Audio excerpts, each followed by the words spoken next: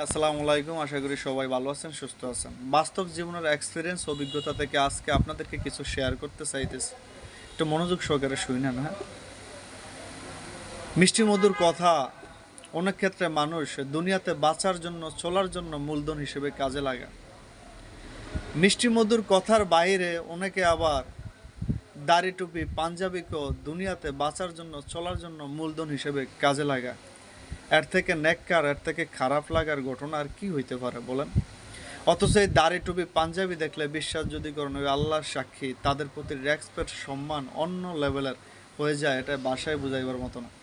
আমি নিজে ব্যক্তিগতভাবে দাড়ি টুপি পাঞ্জাবি পর্নেওয়ালা কোনো লোককে দেখলে অন্য লেভেলের, একবারে অন্য লেভেলের শ্রদ্ধার সম্মান করি নিজে ব্যক্তিগতভাবে। ইভেন তাদেরকে ভালোবাসি মন থেকে, ঠিক এই জায়গা থেকে। কিন্তু যারা এই দাড়ি টুপি পাঞ্জাবি রেখে এটাকে মূলধন হিসাবে কাজে লাগায় দুনিয়াতে চলার জন্য, মানুষকে ঠগানোর জন্য, এই ধরনের মানুষকে, এই যে অল্প সংখ্যক কিছু মানুষ আছে, এদেরকে আপনারা কি বলবেন? এই অল্প সংখ্যক কিছু মানুষের জন্য কিন্তু যারা সলিড জেনুইন ভালো মানুষ, হুজুরদের বদনাম হয়। হুজুর কোয়ালিটি, হুজুর স্টাইলে যারা চলাফেরা করে, 5 ওয়াক্ত নামাজ কালাম পড়ে, এই ধরনের মানুষের বদনাম হয়। ভাবতে অবাক লাগে, আর কিছু বলার নাই। দিন যত যায় ততই নতুন নতুন এক্সপিরিয়েন্সের